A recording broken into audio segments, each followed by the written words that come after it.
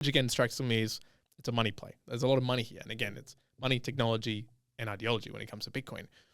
How friendly is it between the ETFs? Do you guys, have open conversations around, let's share this, how are we doing it? We're all doing it to the market. Or is it very competitive to the point of, you're seeing people get blocked in that? Why? What's going on behind the scenes in reality?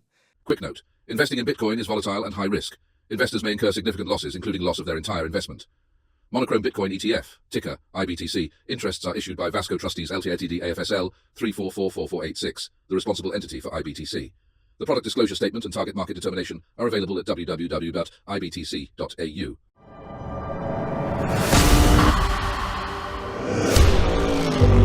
Bitcoin is like racing. It's not for everyone. Some people are in it for the thrills, some want to leave a legacy, some do it as an investment for their future.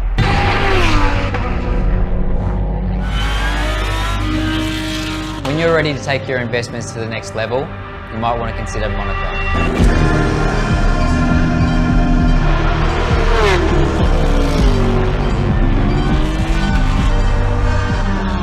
Much like regulations in motorsports, the Monochrome Bitcoin ETF provides investors with a regulated and licensed pathway into the cryptocurrency market. Motorsport can be highly volatile. It's a calculated game of risk versus reward. To manage these risks, there are regulations such as window nets and seatbelts.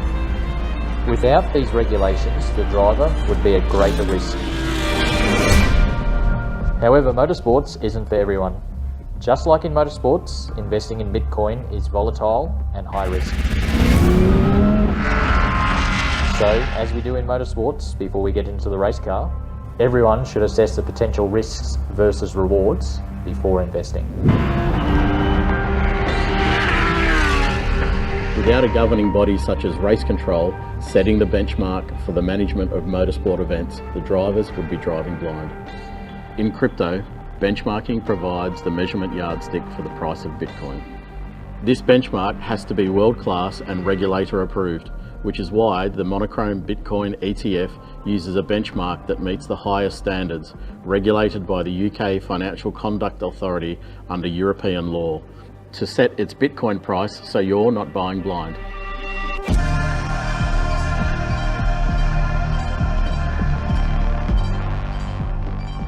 Cars are expensive and precious assets, so it's important to keep them protected and in good condition.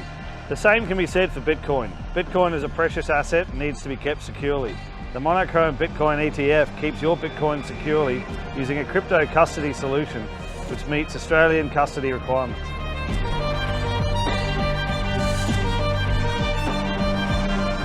Pit stops can be the difference between wins and losses on the racetrack. The team is in control of the timing and speed of the stops and the tyre selection to suit conditions.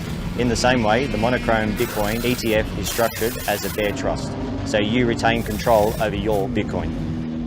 You can buy and hold, buy and sell, or buy and withdraw your Bitcoin when and how you choose.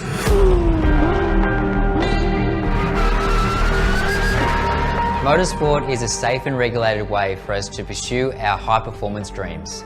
In exactly the same way, the Monochrome Bitcoin ETF is the regulated pathway to gain exposure to Bitcoin and feel the performance of this nascent asset class. Jeff, it's the third time back in here with the Mere Mortals podcast, and we've had quite a few conversations around architecture, photography. We talked a lot about Bitcoin. We've talked a lot about cars. And today, I guess the main point really is ETFs, right? So a lot of, Australians in the retail market, probably in a separate markets, have understood. Everyone's been hearing, what is Bitcoin?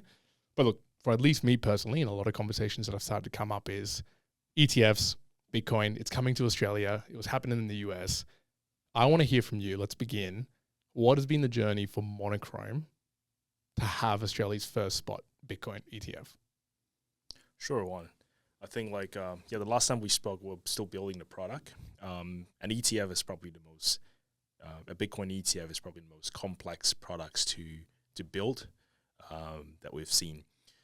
I think what's the distinction of what we've been doing is that we've built a true direct spot Bitcoin ETF in Australia. And what I mean by that is that, how the Bitcoin ETFs are in Canada, US, Hong Kong, simple product, right? The ETF holds Bitcoin, and that's what a Bitcoin ETF should do. Whereas we take it the next step further, we made it possible for investors actually to withdraw Bitcoin from the ETF. Because ultimately, we're Bitcoiners, we're in this space, we geek out the space along for a long time. We were here in the dark ages of the asset class. Not say that that's behind us, but this passion really sort of instilled us the reason why we're building this product. It's not something that we're gonna make extra money at the bottom line because we have this asset class and a slew of other stuff that we're doing, but we're very focused in what we're trying to deliver. Right, the mission is simple: bring Bitcoin into the hands of as many people as possible, in a way that they're comfortable and in a safe way as well. And the ETF provides that. And I think what's important for people to realize difference between IBTC, which is the Monochrome Bitcoin ETF's ticker, is that this is a Bitcoin product. It's not a product that gives you exposure to the price of Bitcoin. There's actually real Bitcoin behind it. And you can withdraw the Bitcoin into your own wallet in the future or anytime if you want to.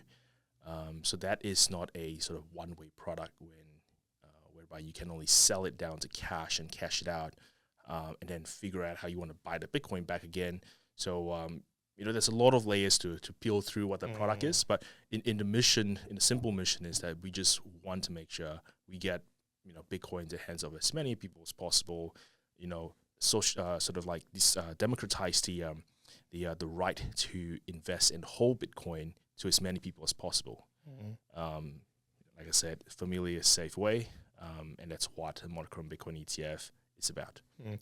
You've been, I think from where we are right now, it's around 10 years in Bitcoin for yourself that you sort of very first, we're talking about on the forums. I do remember this, 2014. And since then, I guess ideology is a big part of it, right? For yourself now, when you put this product out to market, which I think began all the way back in 2022 and even, probably further beyond that, now with that product in mind, that's sort of come through, has the ideology changed at all for you on what Bitcoin is for individuals? Because what I want to try to paint the picture for individuals is what Monochrome is bringing from a product perspective, have a really clear mindset as to why the ideology is there in terms of Bitcoin. Because there's a few spicier questions we want to get into, but I just want to lay the groundwork there. The ideology for Bitcoin, 2014 to now, has it changed for you around what Bitcoin is? Yeah, I think people would describe sort of the old days of Bitcoin as the Wild West. You hear that being said a lot of times in sort of mainstream description of the space in general, Bitcoin and the other crypto and all this stuff. Well, I think that people it's a missed opportunity to just categorize the whole thing as a Wild West and dismiss it like we've seen recently. Bitcoin is an asset class for everybody. It's the first asset of its kind that it's basically a true scarce commodity, because Bitcoin is not really fitting into any sort of product category baskets that we're familiar with. And that's why probably a lot of people struggle to sort of understand it, because they're viewing it as in the lens of a commodity, which is not exactly right. It's a scarce commodity. Commodity means that anyone can produce an unlimited number of.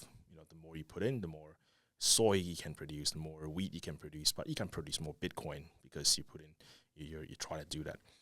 And it's not it's not real estate, it's not property, it's not this, it's not currency.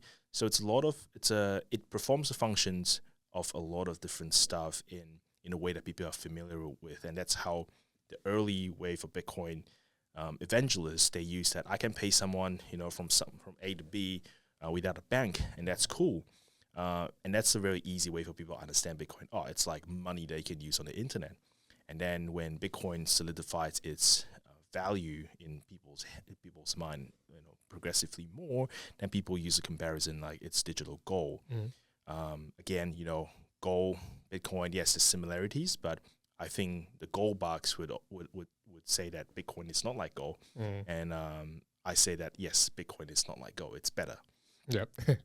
Yeah, and I think the space now is that the institutional maturity around the asset class has certainly grown in the last, we've seen since 2020 when Michael Saylor did the Bitcoin treasury move, and since then we've seen ETFs in Canada pop up, US, now in Australia, and this is something fascinating for a lot of people in traditional finance, because most asset classes or investment opportunities incubates from the institutional level and then slowly make their way down into retail. And the story of Bitcoin is completely flipped. It started off with the cypherpunks, the nerds, and you can argue like people like criminals, online cyber scams, and all this stuff. But it is ultimately a apolitical money that shows that everybody can use it.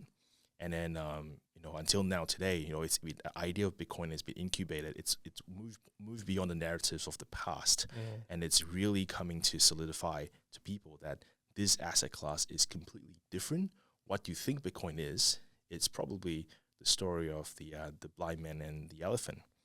If you're touching, the story goes like there's a few blind men's and next to an elephant and trying to describe what an elephant is, then the guy that's obviously touching the tail will describe it. It's like a snake, and the guy that's touching the legs would be like, oh, this is like a tree. A tree, yep. Bitcoin is kind of going through that moment at this point in time, and people are still trying to figure out.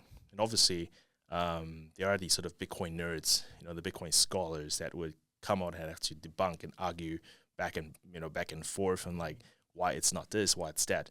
And I think that's really what we provide, is that we're not just people that happen to stumble across Bitcoin, or people that wants to build a Bitcoin ETF because it's cool and it's making money. We are here from the start. Like we are, we were in the trenches, we were in the dark ages. Like we really believe this shit. Like and let's make it clear, so there's been plenty of ETFs now that have come out in the US. There's a couple of other here in Australia now. You guys were around playing in this space of Bitcoin before. There's probably the kernel of the idea was even in many of these institutions, right? One of the things I've always heard is, especially the story of the now is, you come into Bitcoin for the money, you stick around for the technology, and then you're long-term for the ideology. And I think what I find in a lot of people who've been around through the dark ages is you were there for the technology or the ideology first. You didn't come for the money because that didn't exist way back when. That's what I guess I see a lot in Monochrome. So for people who haven't checked, Monochrome put out a lot of research on Bitcoin as well, right? To get the understanding. And it's all the way down to very simple terms of what is Bitcoin, why is it comparison to gold, what is that, to very, very complex conversations around investment. And I know you in your socials actually post around what that means for self-managed super funds and the like, which, there could be hot water if it's not looked at properly, and everything else that comes along with it. That gets me to, and talking to the socials, now the comparisons. I was saying Monochrome, first Australian spot Bitcoin ETF. There's two others playing around in the Australian market. If you're looking at the last couple of days, really, from the media, because it's going to come out really quite soon from when we're having this conversation, there's a few others on the ASX. But it obviously strikes me that Monochrome is not on the ASX. So I know that you started the journey to get the ETF, the Bitcoin spot ETF, on ASX back in 2022. We're in 2024. There's a bit of a delay. Why, Jeff? Why did it take so long, and then the decision to kind of move on to Cboe, which used to be CX? Yeah. I think everyone knows that we started off very vocally that we were building a Bitcoin ETF on the ASX, and that was in 2021, 2022. We applied for ASIC's crypto asset licensing category that was introduced in late 2021, and we were one of the first Bitcoin ETF schemes to be approved by ASIC. And this is very important, I think, knowing that the Australian regulators has actually created a framework for retail funds, which an ETF is, to hold Bitcoin directly. Well, the logic is really simple, right? It's like Bitcoin, it's not like other asset classes. There's different risks. There's different ways that you need to, to show that you have the capability to manage this kind of stuff. I think like, throughout the years, we've learned so much about Bitcoin, and it's took us over 10 years to learn about this stuff. It's impossible for someone to come into the space in the last 2 years, right? Because their boss told them to build something because these things that seem to be making money, to understand the nuances on this kind of stuff. And then if you're taking a very traditional approach to view this, you're going to get in trouble, or it's a higher chance you're going to get in trouble. So the ASIC crypto licensing framework controls that. it sets the level of what the requirements for custody. It sets a requirement for benchmarking, which is how you price the Bitcoin ETF. And it sets, things like, you have to have demonstrate the expertise in managing digital assets. So no matter how good you are in managing stocks and bonds and, all this kind of stuff, it doesn't really matter as much because Bitcoin is different. So the IBTC, the Monochrome Bitcoin ETF, is still, the country's first and only Bitcoin ETF that's authorized to directly hold Bitcoin. It's very different from the other products that you mentioned. The other products are structured very differently. My struggle is really to educate people that that's actually a difference. I think Australia, I'll go back into the ASX Cboe thing, but I want to elaborate this a bit more. We can talk about it later as well. Is that Australia is the outlier country where you have 3 Bitcoin ETFs in the country and 3 of them are structured entirely differently, but 3 of them are marketing themselves like they're the same. It's a huge, huge problem. It's misleading in my point of view. I think that, the way that they're structured is, like I said, the Monochrome Bitcoin ETF holds the Bitcoin directly in the ETF, and that needs a license to do it. The EBTC, the Global X one, that was the first Bitcoin ETF in the country, but they are a feeder fund. So they build a retail wholesale feeder. So retail wholesale feeder means that retail funds do not invest in Bitcoin because that needs a license. So what it does is that it invests in a wholesale fund. Wholesale fund doesn't need to adhere to the retail crypto licensing framework, so the wholesale funds host the Bitcoin. It's a very smart, clever, bypassing way of going through that licensing process. And then the VanEck one is different as well. The VanEck one simply just feeds into the US ETF. People say that, it's great to see the ASX, listing their first Bitcoin ETF, and people sort of compare that, it's better than Cboe. But I beg to differ. Our experience tells us that Cboe is a much more mature exchange that understand this asset class and really how to manage the risks and emit products like that. Like I said, Bitcoin and crypto is just a different beast, a different asset class. That's why ASIC created a framework. And then the big irony is that the first Bitcoin ETF in the ASX is a feeder fund into an existing ETF on Cboe US. So I think people should give Cboe more credit than it's deserving the mainstream media in the moment. Everybody's celebrating ASX did something groundbreaking, which is groundbreaking in the sense that it's the first of its kind, but people do not realize that Cboe is much more further in this asset class. It's still the only stock exchange in the country that has emitted a real pure spot Bitcoin ETF like IBTC, the one that actually holds Bitcoin directly. And this is a very tricky thing to list. So we started the journey with the ASX. They've been really patient with us. I think over time, we seem to struggle with them on the light crypto framework. It has changed a slight few times in the course that we were there. The frustration really is that I think these guys are really hardworking. They're working really hard to get a product up, but there are contradictions in the frameworks, especially for something to hold Bitcoin directly because it's new. These things takes time for people to get comfortable with. Like a feeder fund is simple because you're leveraging off someone else's sign off of a product in a different country, using their regulatory framework as someone has to really give a stamp of approval. If the US says yes, it's probably okay. But to admit a product in Australia in your exchange that directly hosts Bitcoin, that is a different compliance appetite. So I think eventually you will see more real spot Bitcoin ETF launch on the ASX, I hope. If given the opportunity, obviously, we would explore every avenue. We want to do what's best for the investors. I think, but right now we just have a definition problem. I think people need to realize that there's a difference in all this Bitcoin ETF. It's a unique problem to Australia. It's amazed me of how we got to this point. It's almost feels like an embarrassment in the global country race of Bitcoin ETFs. And I feel for the guys at the ASX, and I feel for the guys at Cboe. Both sides worked really hard. And then when the marketing takes over, I think that's where it sort of becomes a bigger issue as do we want it go out to whole world to tell the world that we've launched something like the real thing, but we know it's actually not quite there. I think the answer, like honestly, is ethically is no. Like we just want to be honest of what the product is. If it's a Mazda looking Mercedes, say it's a Mazda looking Mercedes. Don't say it's a Mercedes, right? And then we'll get there eventually. But we just got to do it properly. I think we love the experience with ASX. The only thing that really stops us is that we just don't have the confidence that their framework would be able to admit a real direct spot Bitcoin ETF, like the reason why I mentioned earlier, in the time frame that we want for investors. Like we've sit through the the bull market, the bear market, and then the BlackRock ones in the US, and then the halving, and then we ask ourselves, is this really what we're gonna do? Just keep waiting for years and years when the same ETF has already been approved by ASIC on the AFSL level.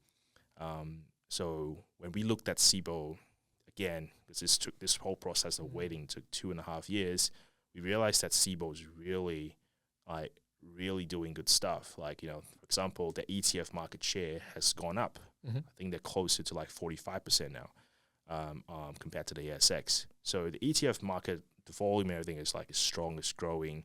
And I do feel that there's a lot of people that want to support Cboe to become, a real serious contender in the face of the ASX. I think it's working. So I think a duopoly stock exchange system works better for the outcome for consumers, not just for the consumers but also for the people that are listing products that are listing as well. It gives the competition gives levels the playing field a little bit. I think it helps everybody. More choices is better than less choices. Absolutely. And we really enjoy seeing like Cboe growing day to day, and really doing what they say they're doing.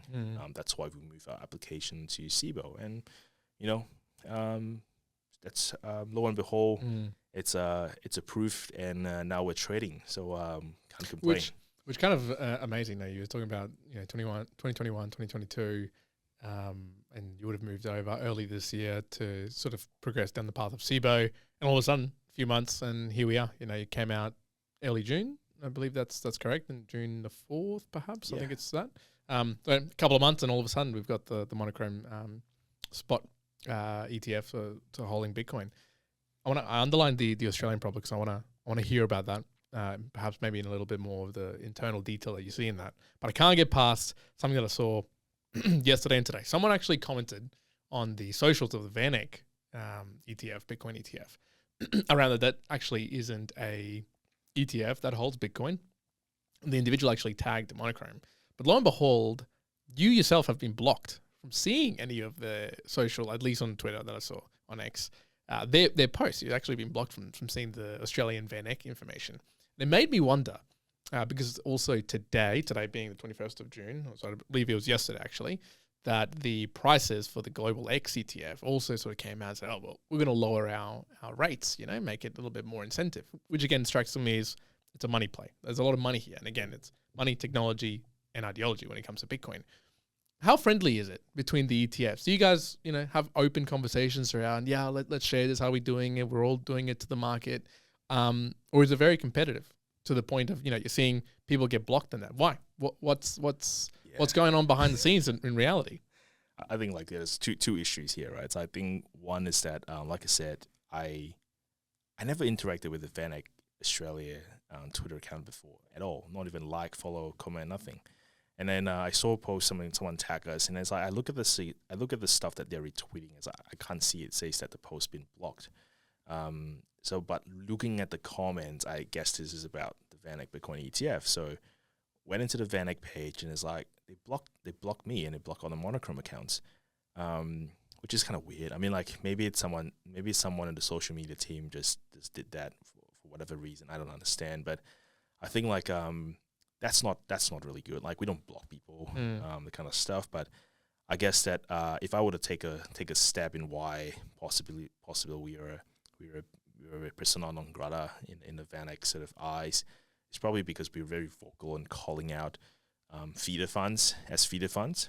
Like there's nothing wrong with feeder funds, right? Like feeder funds, it's a very well established use instrument to get exposure to a lot of other stuff that are not available in Australia. But marketing a feeder fund as a spot direct holding product, it's where sort of like I come out and say that that's a bit too far. Let's pull it back a little bit, and I think people should be aware of what they're buying, and I think that making it clear to people that like this is a feeder fund. Are you okay with that? Feeder funds has its own benefits, right? Feeder funds are cheaper products to maintain, cheaper products to run. It doesn't need a license, but again, it doesn't need a license. There are different level of investor protection that comes with this product.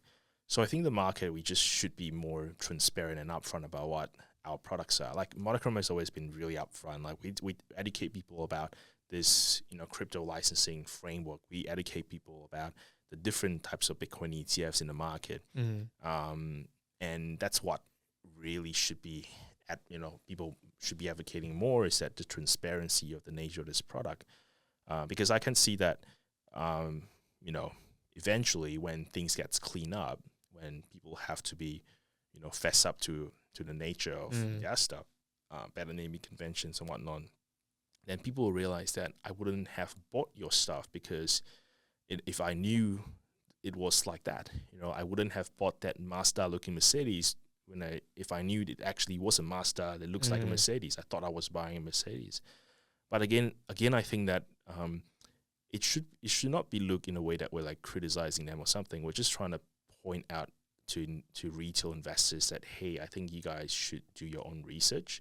There are differences. I know, like Monochrome's voice in the mainstream media is not as strong and vocal as some of these traditional players. We don't have, that long-established relationship with the journalists as them. So our voice in the mainstream media get diluted a lot. But we hope that through, social media platforms like Twitter or maybe a podcast like this, we help educate people, let them know the problem in a way, empowering them with more information so they can make better choices. No, absolutely. And look, to kind of solidify that, I saw an article today, actually, and I'll put it up on the actual video if you're looking at this via video. But the article, it was talking about the Van Eck ETF, I believe it was, and very clearly saying, hey, this is a spot Bitcoin, and then proceeded to explain what a spot Bitcoin is. And it absolutely doesn't do that in terms of, hey, holding the Bitcoin directly, being able to pull it out. You can't do that with that particular ETF. That's not what it's about. And so it struck me as you're saying it, that is what a consumer would be looking at and then expecting, as you said, the three ETFs, well, they're all going to be participating in the same way. Wrong. So, it wouldn't do that. If you go into the Monochrome website right now and you go into the Bitcoin ETF or IBTC, there's a very clear, there's three big call-outs, but the main call-out right at the top of these three sections is you have a one-to-one pairing to a Bitcoin. And in essence, in short, you can, if you want to, pull out what you have in that particular ETF in the form of Bitcoin. So correct me here, that is unique to being able to hold a spot of Bitcoin, or I guess spot Bitcoin ETF. The others don't do that. Am I correct in saying that?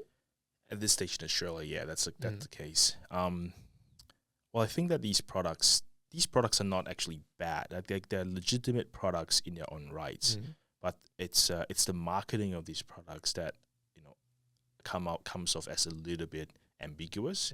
It's like, how can a ETF that holds Bitcoin directly and an ETF that holds shares in another fund that holds then holds Bitcoin be categorized as the same?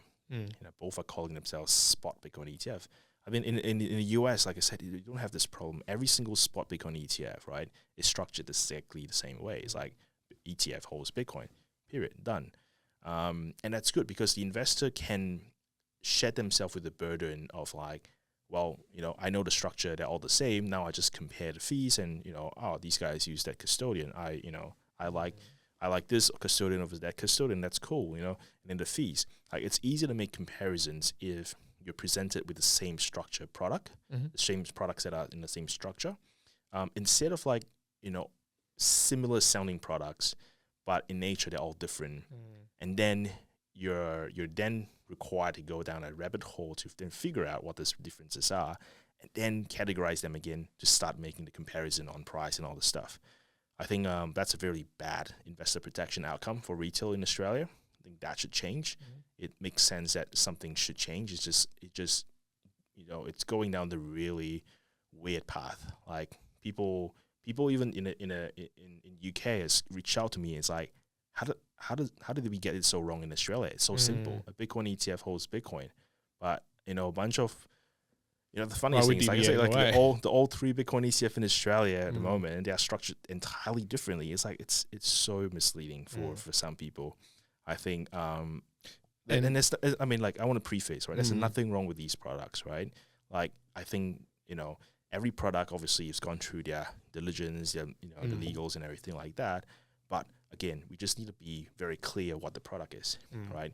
Because for example, like, when you buy a BMW, right, there's a low range to the high range, right? Obviously, the high range gets you, maybe more safety features, cameras, and all this stuff. And then the low range, you it's like, I don't need all this stuff. I just want something cheap to drive. I think there are markets for both types of spectrum.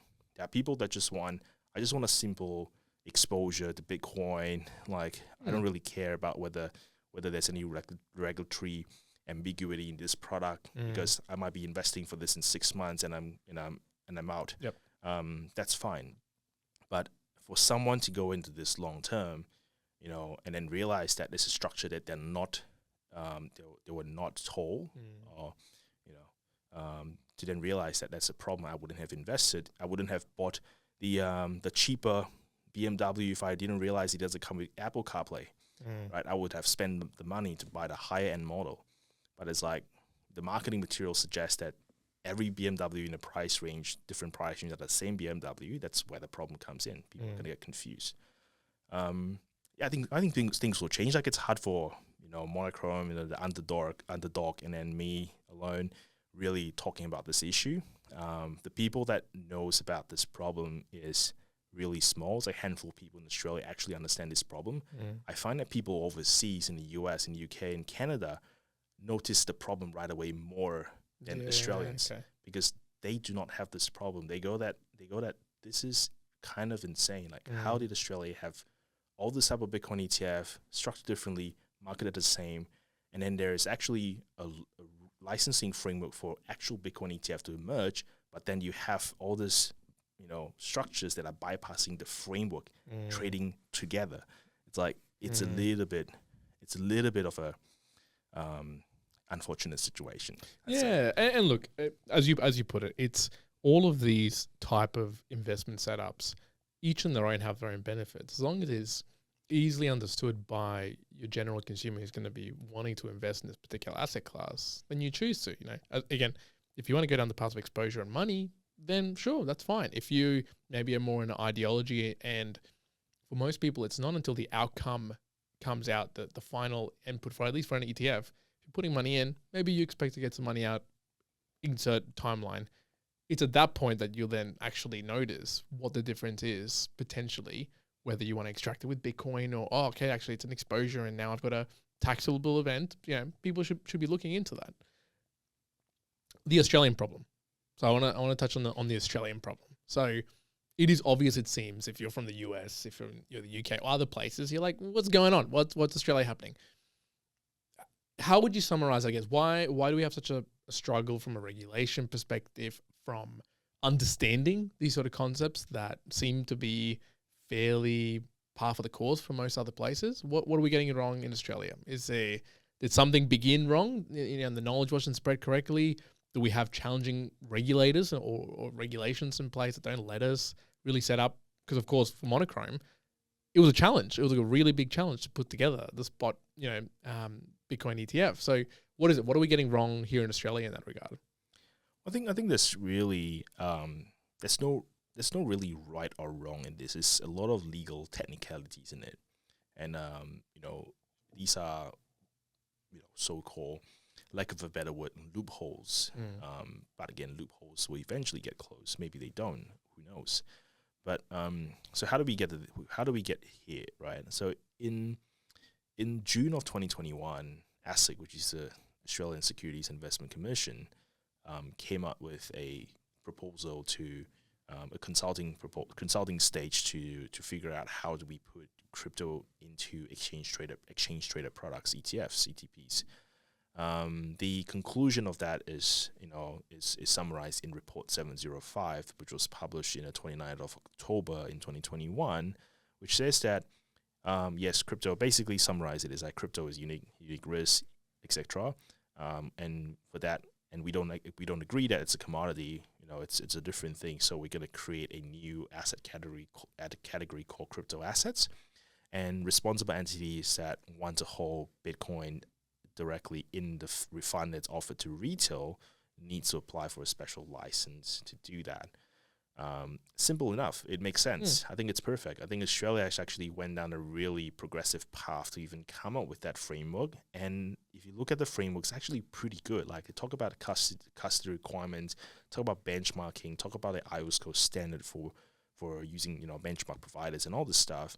And then when it comes to the actual application of these licenses, where people with industries is arguing on the technicalities of the requirements. It's like, if I don't hold Bitcoin directly in my retail fund, I hold shares in something else, and if something else holds the Bitcoin, then I can argue myself out of the requirement to get licensed. I mean, it's a bit, it's a bit ridiculous, but I think there is no right or wrong answers in this. Like, sometimes the course of law will take its own logic. There's a lot of times people might not agree with how people argue against the law, but I think it's the right for people to argue against technicality of the law if in a country, because that shows that the country has a free and open sort of like system to challenge this. Because if everything is in the law is unchallengeable, then we don't really have a free country. But in this case, we got to figure out: is this worth it? Is this worth to risk it? Is it worth to risk your investors, your reputation, and ultimately the reputation of Australia, like by doing this? Because like if Monochrome can do it, Monochrome can go apply for a license to build the IBTC product. Everyone else could. We already underdogs in this case. I think there's no reason why sort of bigger players can't do it. And I think that really we should be talking about more is that people need to realize that there is a licensing framework for crypto, the whole ETF, the whole crypto, and why is it important? I think a lot of people sort of like, this doesn't concern me, right? It's like I don't really care, but I tell people that they should care. And there's a few reasons why. I was going to say, yeah. What are those reasons? I think like the licensing framework takes care of obviously a lot of these investor protection outcomes. It's like saying that all right, in order to sell your I don't know, just give an example, your laptop here in Australia, right? You need to make sure that your specs and everything is safe to the Australian standard, your plugs, everything is like, maximum of this, minimum of that, and based on a rule. If the product doesn't meet Australian requirement, then selling it here might be illegal, right? Because you don't want to be, shipping a bunch of like, cheaply made knockoff of MacBooks and then it blows up in schools, right? It's not what that's terrible. So standards are put in place so that the manufacturers of these products, follow a strict standard of the procedure to build it. Same thing as a Bitcoin ETF. There's a lot of parts into a Bitcoin ETF, right? It's the custody, there's a benchmark. It's how you actually, run the operations of the ETF, how you purchase the Bitcoin, how you redeem the Bitcoin. And these are all procedures that have gaps. Bitcoin arguably is a much more riskier product to operate because imagine in a withdrawal process, if you send the Bitcoin to the wrong address, that's it. You let someone redeem the Bitcoin. It's like you didn't realize that you need to put a change address in stuff like that. If you didn't nominate a change address, then you have a problem. And then you don't realize that, how do you partition UTXO? What if you get dusted? And all these technical things like nerds like us would know, and we know how to deal with it. And these are standards. There are standards in place to make sure that these things are followed. And then the custody provider knows what to follow. There's a standard.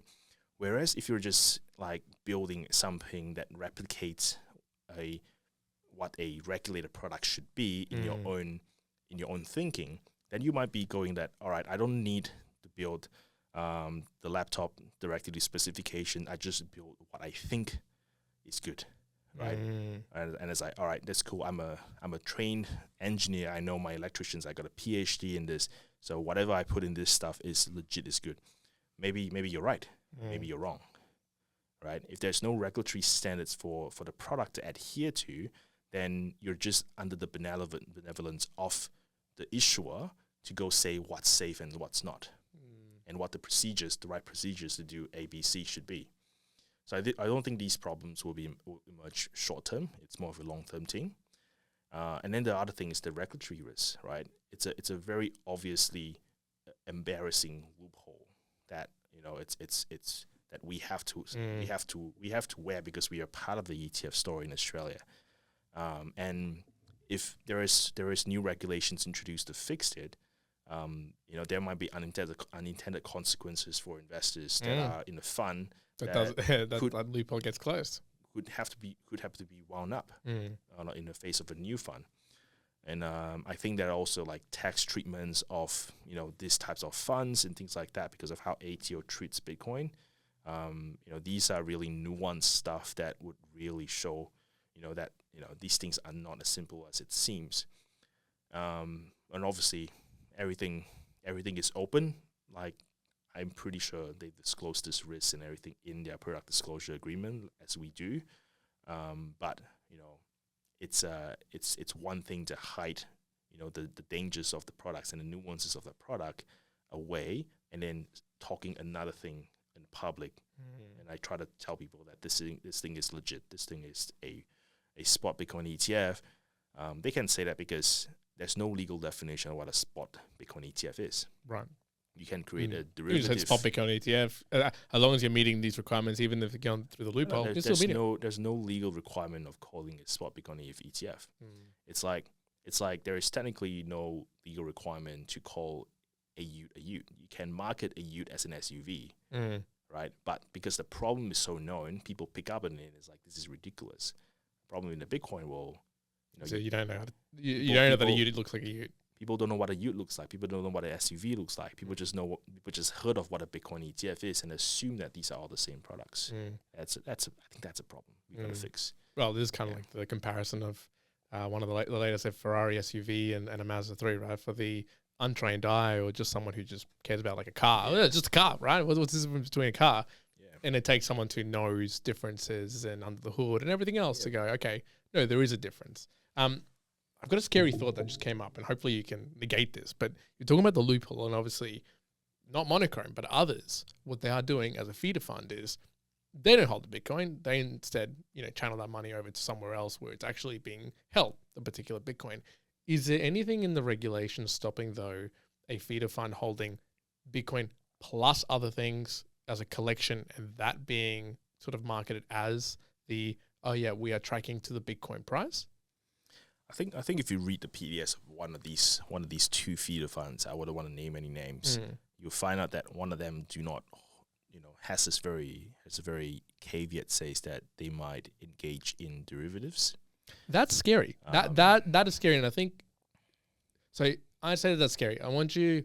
Can you just highlight to people, because I think if you understand financial markets and you've played around or seen what's happened in the past, right? Through crashes and the like. Why is it important or scary or risky that it might potentially be and derivatives? Because that's not said lightly. Yeah, I think everyone's risk tolerance is different, right? Like I said some people think that it's fine. Like I only want to buy Bitcoin and hold it for 6 months, and I don't really care after that because I have different plans with my money. But then again, everyone's risk profiles and risk tolerance is different. The other risk is that people don't realize is that where in IBTC, we intentionally structured so that people can retain the right to their Bitcoin, that they can call for the Bitcoin to be delivered to them, right? And because the IBTC is structured as a bear trust, there is no there's no change of beneficial ownership during the course of that transaction, from a tax perspective, and that's actually really significant. Because, for example, if you buy, say, a Bitcoin fund that doesn't allow for that function, that ETF could potentially, when Bitcoin doubles, triples, whatever it is, that ETF can slowly creep up their fees, right? As long as the creeping up of the fees is less painful than you having to sell and pay taxes on your gains when you don't want to, people are stuck in the fund, and that's gonna be a fun thing to look at and not so fun thing to be involved. I think these things are what people don't realize is that, like for example, with IBTC, if you're unhappy, if we have in future Monochrome decides to increase their fees by 5 times, you can take the Bitcoin out, go somewhere else, right?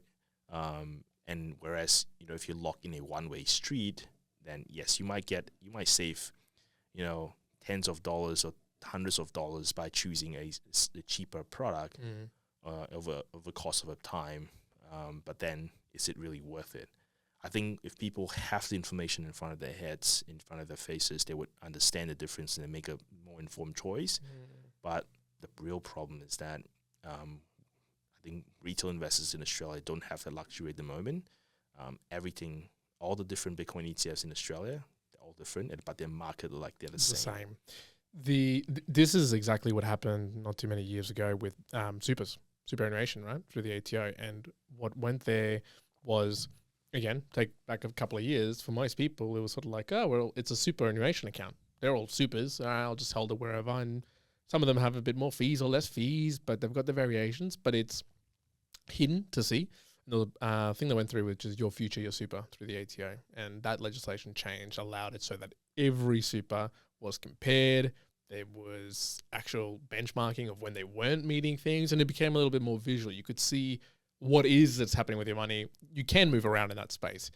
But that's a very good call that you made that I hadn't actually thought about, is that, yes, there is 3 Bitcoin funds. Maybe we'll have more, right? But if you want to get involved in that particular asset class, choose wisely where you go to, because you don't have the flexibility with some of these others to move around if you choose to, because as you say, you're going to get stuck with a taxable event at that point, and maybe other players which are also deciding to move rates or do things because they're not holding the Bitcoin directly. So you're limited to your choices. So I think it's a piece of being informed really about what the products are that you're buying.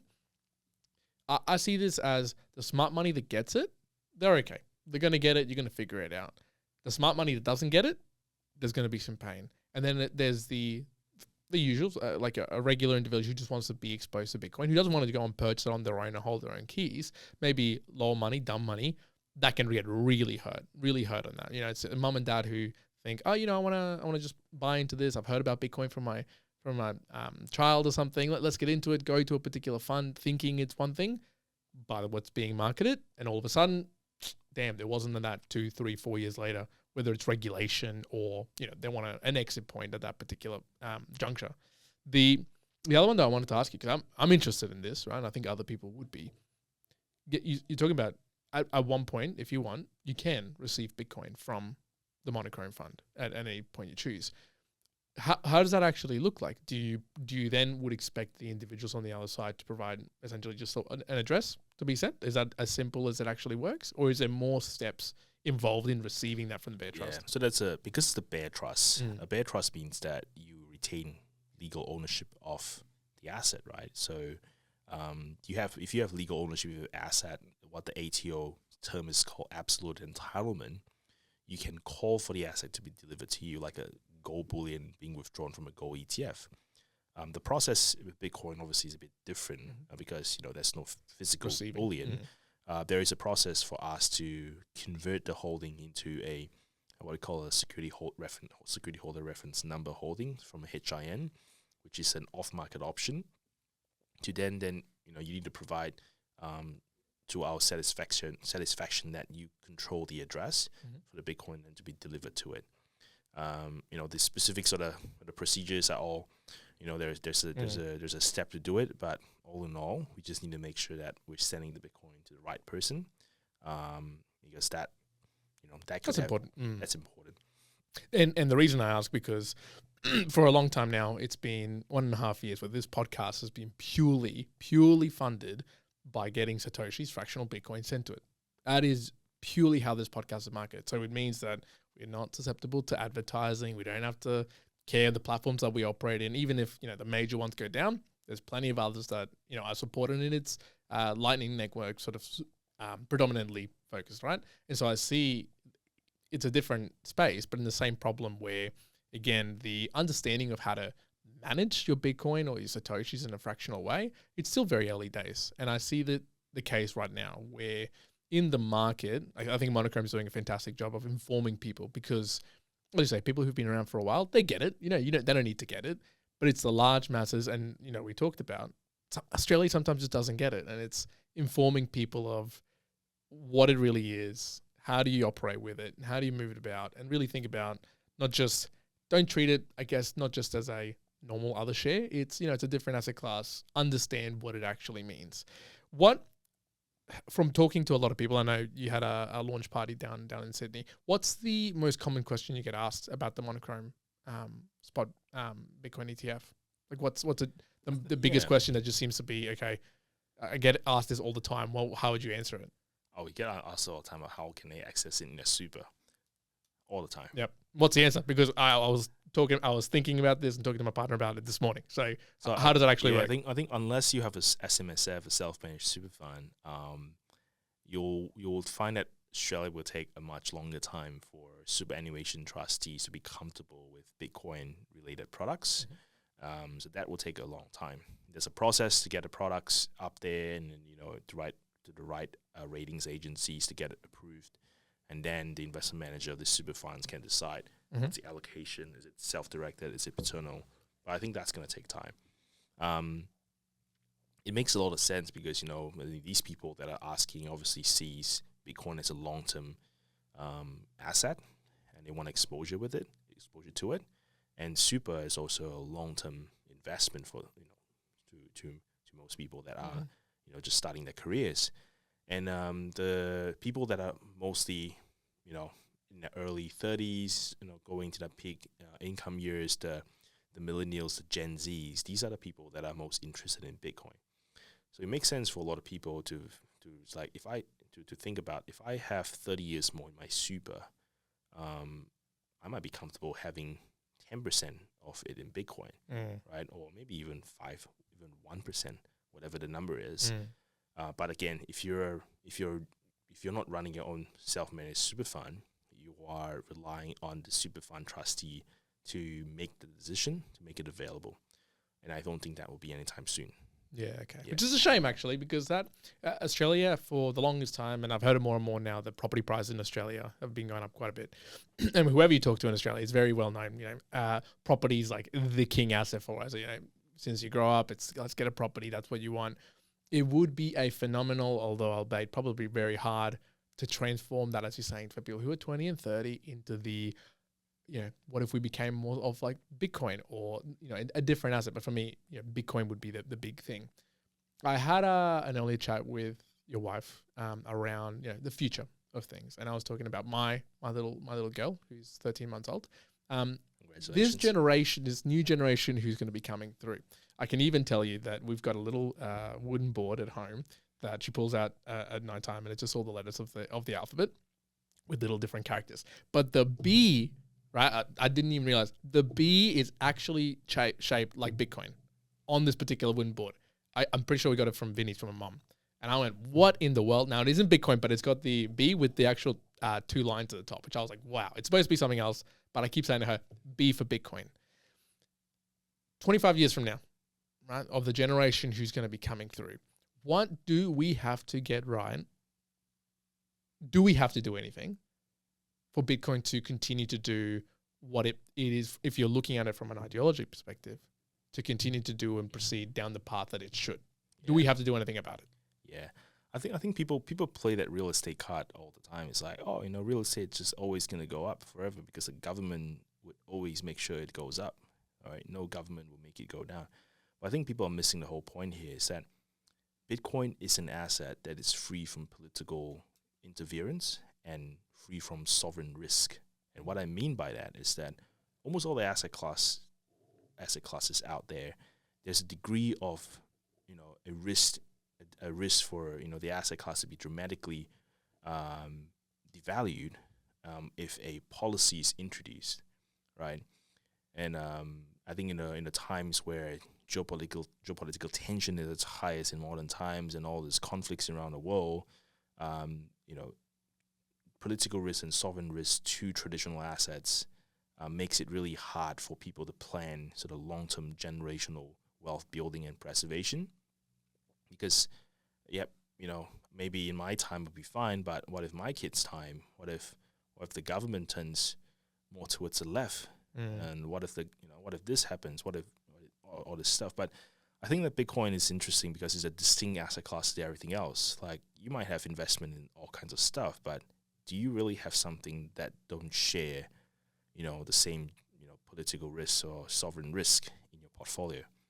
I think that's what people miss. And a lot of people that are older that made money through, this whole sort of like policies that are created to improve the housing market, performance and everything to make people happy and voters happy. In the end of the day, right, these are rules that are written by people, and rules can be unwritten, or rules can be disrupted.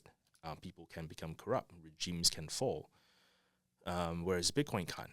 So I keep telling people that people argue that Bitcoin is virtual, I can't touch it, but my property I can. But at the end of the day, right, your right to live in that property and call it yours, and your ability to then sell it on to somebody else is underwritten by human law, right? Human laws are also virtual as Bitcoin, whereas human laws can change. It has changed. Who owns the properties next to the Pyramid of Giza? Nobody knows. It's gone, right? Who now owns the houses that are being bombed in Gaza? Nobody knows. These are all virtual rights. I mean, these are terrible situation examples. But what I'm trying to point out is that property rights, right to assets, these are all human laws, and laws can change. Laws can be corrupted, altered, augmented, not in your lifetime, but over time it will. We don't observe ancient Egyptian law anymore. Like, all these laws that people live and die for in the face of duty and honor, like, it doesn't matter anymore, in just generations. Bitcoin, although it's virtual, but the laws of Bitcoin is entirely unmovable. So both are virtual concepts. Human laws are virtual. Bitcoin is virtual. Laws can change. Bitcoin can't. Simple as that. So I think that people should look at Bitcoin a bit differently. That's why I say, don't just look at Bitcoin like the blind man and the elephant story, but actually step out of that. I know a lot of people come with cognitive biases against Bitcoin. It's like, deep down they just objected to that, something that, how can I be so wrong about this stuff for 10 years? But then, it's fine because it's something new. No one in the world has an experience with something like Bitcoin in the last, in the generation before. This is entirely something new. 15 years. And I think people should give themselves a bit more forgiveness. On like, maybe I got this wrong. I should look at it a different way. And that's what Monochrome do, right? We help people to understand the nuances of Bitcoin, what it is. That's why the whole slew of Monochrome research is there. We've been producing Bitcoin research for 3 years, and we'll keep doing that. I mean, education is something that we're really passionate about. I think people should really understand it. That's why I'm a big advocate for people should understand Bitcoin. People should understand what the Bitcoin ETF products are. It's if you look at the whole thing that I've been really passionate about, it's about education, clarity. We're not here to just do it because it's suddenly cool. We've been doing this for a way longer time than people realize. Yeah. It's knowing why is a very important thing before you jump in for what you're trying to get to. Final question for you is a little bit different. I don't think I've asked you this, but I've always been interested in. What is your take on the word inflation? What's your take on inflation? Yeah, so I think there's two school of thoughts when it comes to inflation. That's why a lot of Bitcoiners and economists sort of clash, because the Bitcoin view in sort of like the the way that they view inflation is that the expansion of monetary base, right? Like the government print more money. The US printed 40% of the US dollar in the last X months or whatever. And then the sort of Keynesian view of it is that inflation is the the rising cost of goods, a few metrics of different kinds of goods, and then that's inflation. So Bitcoiners sees that, well, if the government is printing 15% more currency or 20% more currency a year, that is like the currency being diluted by, if the currency is being diluted by 20%, how can inflation be 3%? How can inflation even be 5%? It should be more. But then again, it's a clash of ideologies. I think we just gotta look in reality, like how much more we paying for groceries, rent, and all this stuff. And some of them are not caused by money printing, but most of them are. So like inflation is something that really causes a lot of contention amongst Bitcoiners and mainstream economists. Yeah, and I think it does. And the reason that I mentioned it is because beyond anything else, I think when people get excited about having the exposure to Bitcoin and being able to, I guess, purchase the asset without having to go through an exchange or holding it themselves, there is, as I said, the learning part of the long term. And if you do believe that, if you go down that path of thinking of, well, our currency is being debased or devalued, and what does that mean in terms of your spending power? There's very few asset classes out there that will potentially stand the test of time. And look, for me personally, it's one of those things that I'm starting to talk about of, okay, we have a daughter now. What does that look like from a generational perspective? And when you start looking through history, what does it look like for currencies in terms of the ups and downs? And you go back and you go, they all work in cycles, right? There's, beforehand you had the US, but pre-World War I, World War II, the British pound was actually the biggest thing. Things up and go around, right? And it is just so keen to be aware, whether it is about, we've got 3 ETFs here in Australia, and what does that actually look like in terms of being informed for what it does, all the way to why are you wanting to go down the path of the Bitcoin asset? That's a very important thing. Yeah. Jeff, we're going to wrap it up there. Really appreciate you for jumping on board with the third conversation. Any last words for the mere mortals at home? Yeah, I think like reflecting on this episode, it's about really why we're here, right? Why we're building a Bitcoin ETF, why we're advocating for clearer definition of Bitcoin ETFs, is because, like I said, the Bitcoin is a phenomenon for the next generation. If you realize a lot of old school investors, what are their kids interested in? Bitcoin. What are their kids talking about in school? Bitcoin. I think it is the generational shift in the interest and things like that that's going to cause a lot of inflows into the asset class. And we just need to be ready to accept people into the asset class in a safe, regulated manner. Like if we continue to play sort of the cowboy in the Wild West kind of thing, then you're going to turn away a lot of investors that are seriously considering allocation into Bitcoin. So, my previous life, I was running crypto exchanges. I've been doing this for a long time, and now I'm running Australia's only real, true Bitcoin ETF that holds Bitcoin, which is sometimes ridiculous. You got to explain it that way. But at the end of the day, right, it's like, have I actually walked out from the Wild West? Sometimes looking at what's happened in the last couple of weeks, like, sometimes I felt like I just walked from one Wild West with smaller guns to the Wild West with the bigger guns. Yeah. But I hope that's not going to be that forever. I hope things will change. We'll continue to fight for investors, the right to access information clearly, not get confused, and ultimately help people to realize that, more information and more clear information helps them make better choice, helps them make better investment choices for themselves, for their kids, whatever. I think that's what we'd be advocating for, Yeah, what more to say? That's all it is. Thank you very much, Jeff. Appreciate it. Thank you. Thanks, Juan.